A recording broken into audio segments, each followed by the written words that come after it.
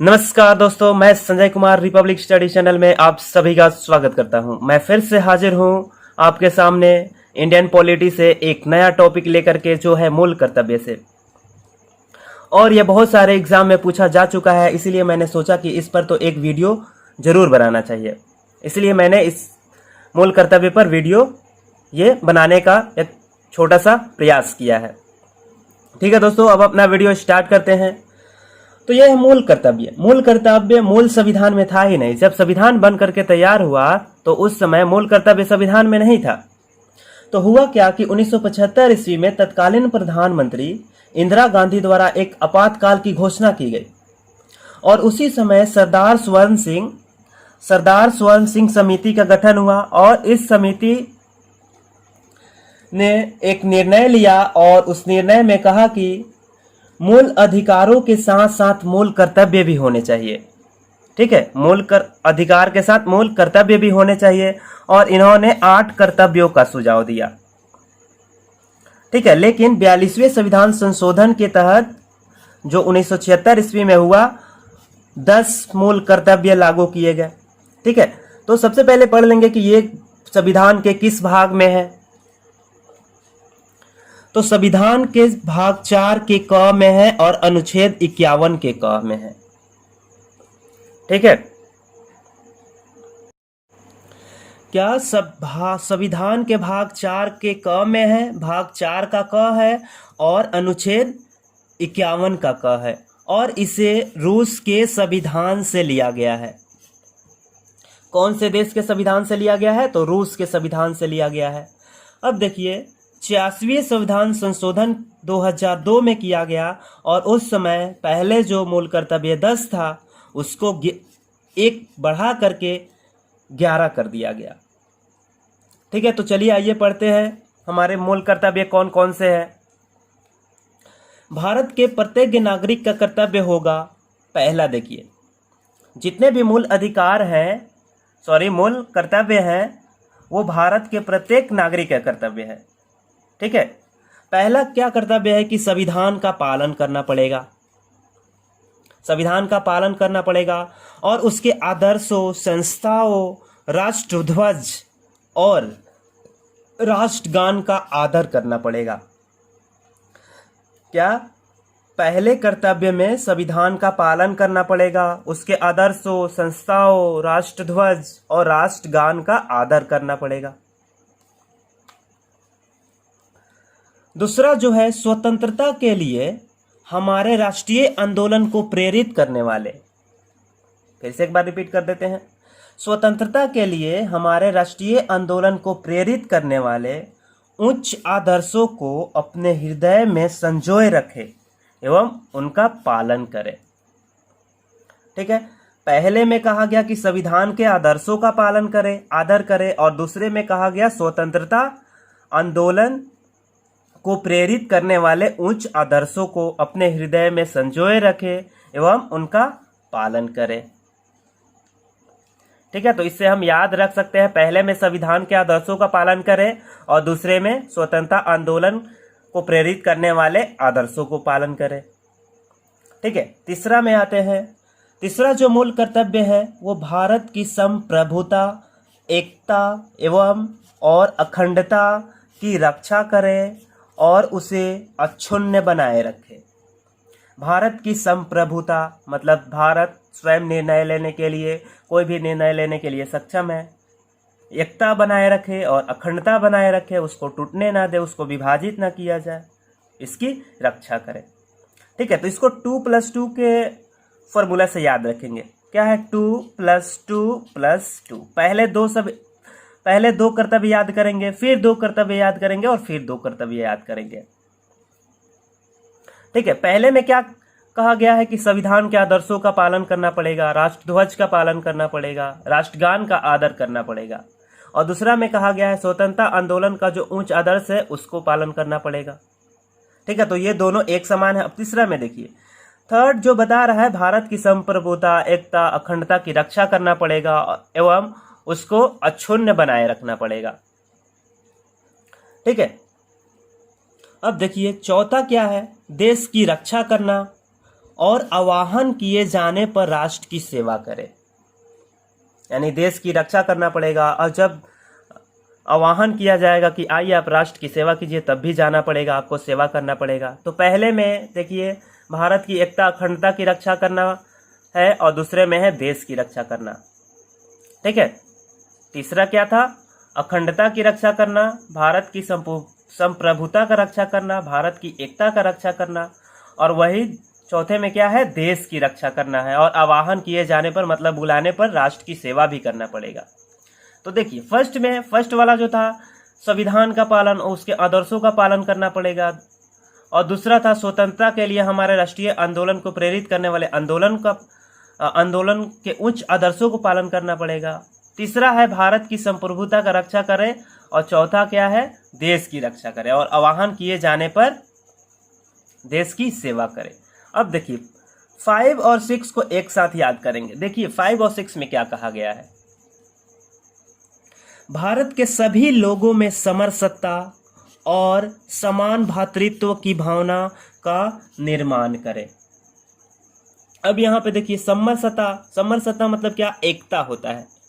ठीक है, हार्मोनी होता है, एकता होता है। भारत के सभी लोगों में एकता बनाए रखे, एवं समान भ्रातृत्व की भावना का निर्माण करे, मतलब भाईचारा का निर्माण करे, जो धर्म, भाषा, प्रदेश या वर्ग पर आधारित भेदभावों से परे हो। मतलब भारत के सभी लोगों में एकता का निर्माण करना पड़ेगा, भाईचारा की भावना का निर्माण करना पड़ेगा, जो धर्म, भाषा, प्रदेश या वर्ग पर आधारित ना हो। और एक और बात इस मूल कर्तव्य में कहा गया है कि ऐसी भावना का त्याग करे जो स्त्रियों के सम्मान के विरुद्ध हो। ठीक है, 5वां मूल कर्तव्य में क्या कहा गया है?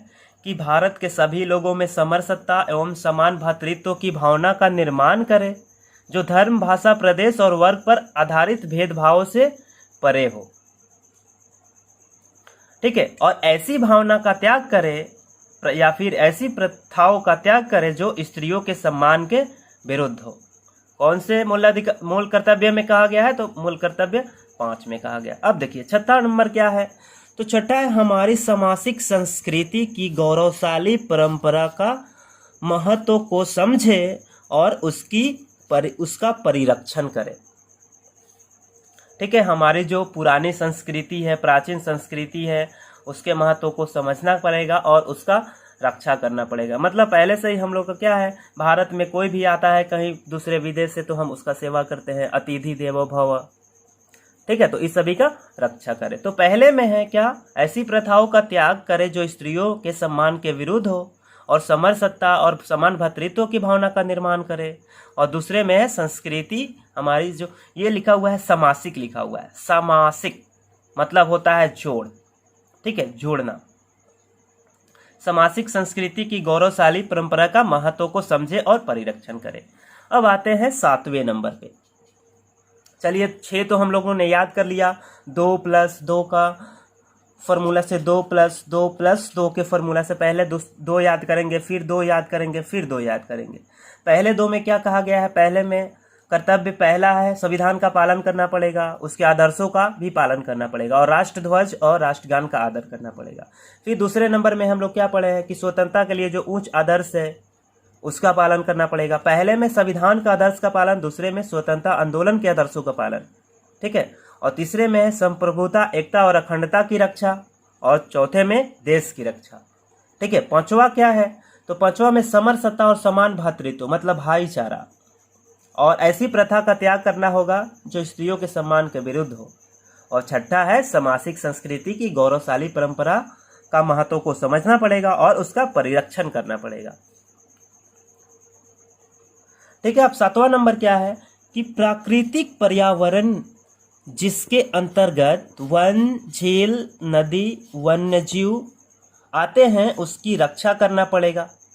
प्राकृतिक पर्यावरण मतलब जैसे वन हुआ, पेड़ पौधे हुआ, झील हुआ, नदियाँ और वन्य जीव, उसका क्या करना पड़ेगा? रक्षा करना पड़ेगा एवं उसका संवर्धन करना पड़ेगा, पालन पोषण करना पड़ेगा, तथा प्राणी मात्र के प्रति दया भाव रखना पड़ेगा। ठीक है, प्राणी मात्र के प्रति दया भाव रखना पड़ेगा, उसको काटना मारना नहीं होगा, उसका रक्षा करना पड़ेगा, उसका पालन करना पड़ेगा। ठीक है, ये है 7वें मूल कर्तव्य में।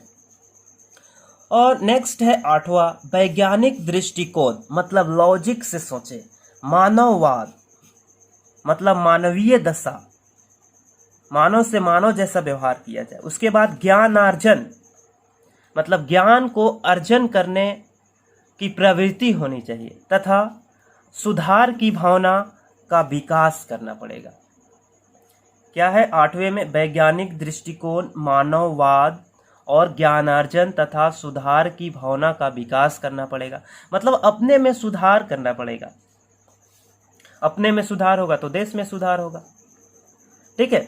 और 9वां मूल कर्तव्य है सार्वजनिक संपत्ति को सुरक्षित रखे एवं हिंसा से दूर रहे। सार्वजनिक संपत्ति है, जैसे रेलवे हुआ, रोड हुआ, इस सब का क्या करना पड़ेगा? सुरक्षा करना पड़ेगा और हिंसा से दूर रहना पड़ेगा। यह है 9वें मूल कर्तव्य में।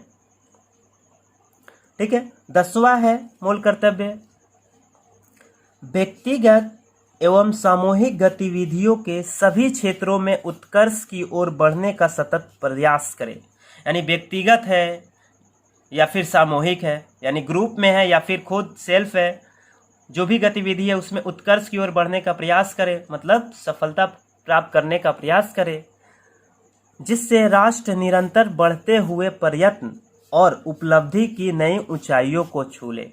जैसे आप अगर सफलता प्राप्त करते हैं तो उससे देश भी सफलता प्राप्त करेगा। ठीक है। आप अगर ऊंचाइयों को छू लेते हैं तो उससे क्या होगा? अपना देश भी ऊंचाइयों को छू लेगा। इसीलिए कहा गया है क्या कि व्यक्ति या फिर सामूहिक गतिविधियों के सभी क्षेत्रों में उत्कर्ष की ओर बढ़ने का सतत प्रयास करना होगा, और जिससे क्या होगा? राष्ट्र निरंतर बढ़ते हुए प्रयत्न और उपलब्धि की नई ऊंचाइयों को छू लेगा। ठीक है।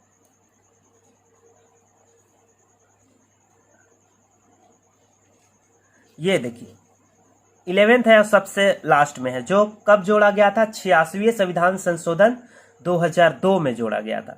इसमें क्या कहा गया है? माता पिता या फिर संरक्षण का यह कर्तव्य होगा कि वह 6 से लेकर 14 वर्ष के आयु के बच्चों को शिक्षा प्राप्त करने का अवसर प्रदान करें। ठीक है। माता पिता या फिर संरक्षण जो भी पालन पोषण करता है, उनका कर्तव्य होगा कि 6 से 14 वर्ष के आयु के बच्चों को शिक्षा प्राप्त करने का अवसर जरूर प्रदान करें।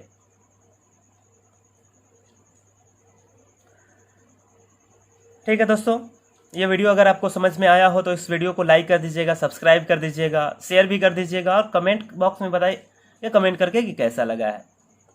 ठीक है। तो रिपब्लिक स्टडी चैनल से जुड़ने के लिए आप सभी का बहुत बहुत धन्यवाद।